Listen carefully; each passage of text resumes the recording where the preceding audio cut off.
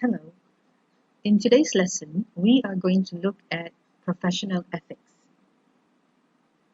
Professional ethics are principles that govern the behavior of a person or a group in a business or working environment.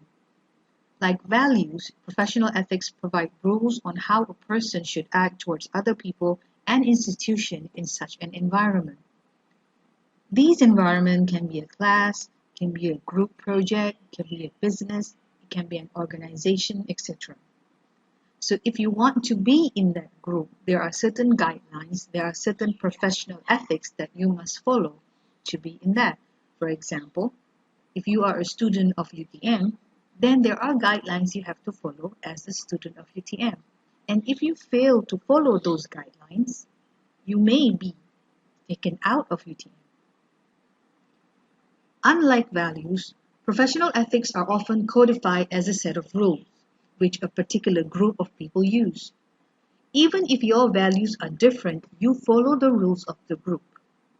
Of course, if the code of ethics of that particular group is totally opposite of your personal values, you may not want to be in that group. So we have code of ethics and we have code of conduct. What are these? Both are standards that a group must adhere to, must follow, so as to remain the member of that organization. The primary difference between these two is that code of ethics is a set of principles which influence judgment, while code of conduct is a set of guidelines that influence employees' action. So one is how you think, the other one is what you do. This table is a basis comparison of the two. So if you look at the meaning, Code of Ethics is an aspirational document issued by the Board of Directors containing core ethical values, principles, and ideals of the organization. Code of Conduct, on the other hand, is a directional document containing specific practices and behavior that are followed or restricted under the organization. Code of Ethics is generally general in nature and is wide in scope, while Code of Conduct is very specific in nature and is narrower in scope. General, wider, specific, narrower. Code of Ethics governs decision-making, while Code of Conduct governs actions that is going to be taken. Code of Ethics is short because it's general, so it can talk about things in generalities and it's short. While Code of Conduct, because it's more specific, it is comparatively longer. Code of Ethics is publicly disclosed, meaning that it would be on the organizational website, so anybody and everyone can have a look at their Code of Ethics. While Code of Conduct is for employees only. It is not publicized to everyone outside of the organization. Code of Ethics focus on values or principles, while Code of Conduct focus on compliance and rules. So why do we need ethics? We need ethics to increase professional and ethical consciousness among members and their sense of ethical responsibility, meaning they think ethically. Before they do anything, they think ethically. They think how this would affect other people. That's why it says increase professional and ethical consciousness. We need ethics to guide members in making more informed ethical choices. It's like a guideline to help you think. We need ethics to help the profession itself function at the fullness of its potential. If there is no ethics, it is a downfall of a profession. If you are a doctor and you don't have ethics, you just might not follow the right procedure. You pick the people you want to help. You don't follow a basic cleanliness or professionalism and then you just blame somebody else. If you are a teacher, if you don't have ethics, you say, whatever, I'm not going to teach you. This is it. Read. How are the students going to grow? I am going to show you some sample code of ethics from two different organizations. This one is from IEEE.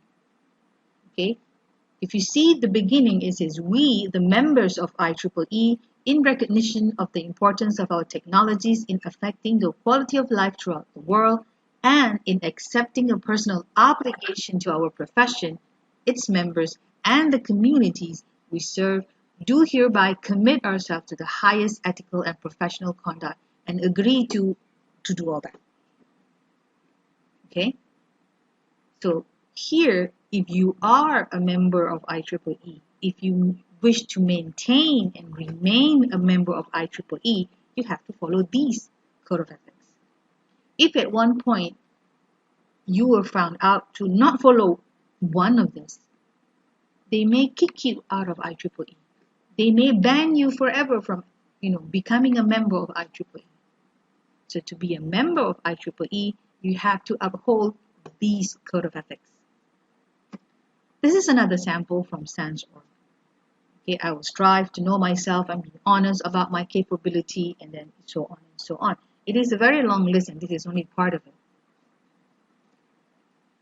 In general, the Code of Ethics of IT professionals can be summarized to fit that every member of the IT professional need to commit to integrity, competence, professional responsibilities, work responsibilities, and societal responsibilities. They have a lot of lists, but it follows all of this. So if you are facing an ethical problem, how do you solve it? What is your process of thinking? So it is suggested that these are the steps in ethical problem solving that you might take. 1. Define the problem. Before you solve a problem, you have to define it, you have to understand it. Then you identify affected parties. Who are affected by this problem? Who will be affected when solutions are put in for the problem? Once you know the affected elements or parties, then you can explore optional solutions. So these solutions can be the best solution for all parties involved. Then you evaluate these solutions that you have explored, and then you select and justify a solution. So this is the step to take when you are faced with an ethical problem solving. Reflection is a good thing to do whenever we have to make a decision or after we have made a decision in our lives, whether it is our personal life, our education, or our working life. This is an example of Gibbs' reflective cycle. First, you have to have a description. What happened? Understand what happened. Then, what were your feelings or what were you thinking when that was happening? Evaluation. What was good or bad about the experience? Description. What sense can you make of the situation? Conclusion. What else could you have done? Action plan. If it arose again, what would you do? Currently, we are facing the pandemic, right?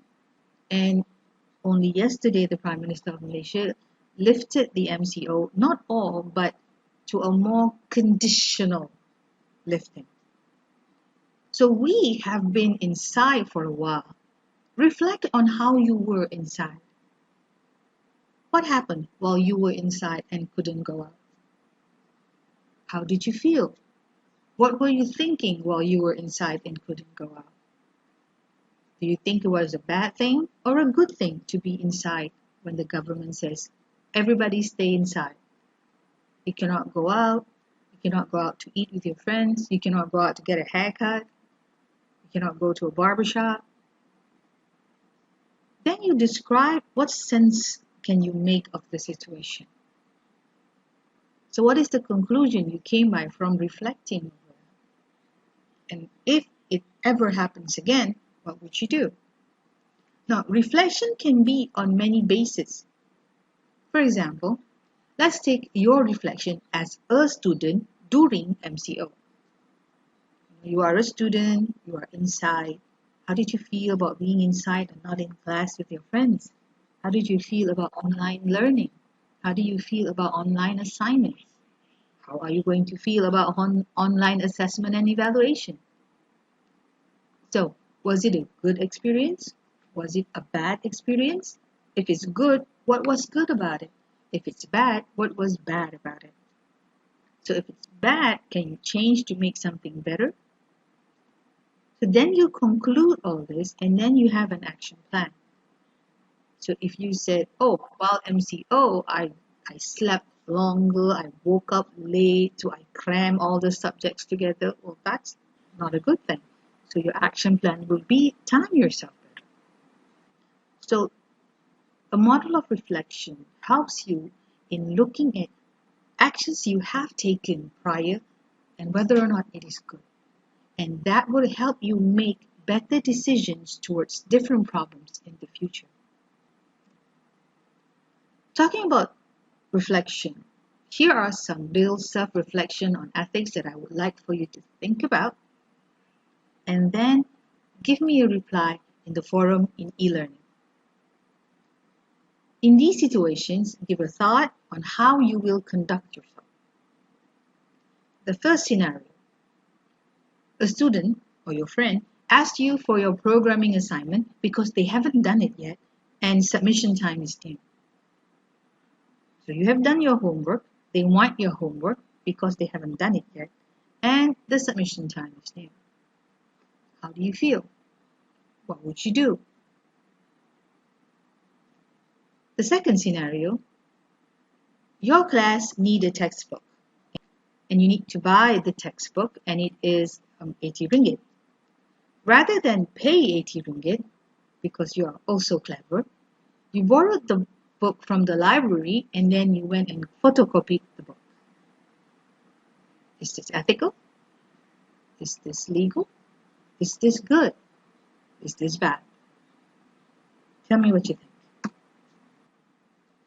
The third scenario, your course has a lot of labs. You have to do a lot of labs. And your seniors, being the nice seniors that they are, have put up the answers to these labs online. Or at the very least, they have told you where to get them. So you just then copy everything, copy the answers, and submit your lab. So is this ethical? If you did the lab but just copied the answers and then submit, is it ethical? If you didn't do the lab and just submitted because you wanted marks for a better grade, is it ethical? Do you think this is right? If your friend was doing this, what would your reply to him or her would be? Scenario 4. You wrote a book on programming in C. The book was so good that a lot of universities use it as a textbook. Unfortunately, while these universities are using it as a textbook, you don't get much royalty. How do you feel about that? In your opinion, why has this happened? Do you think it's right?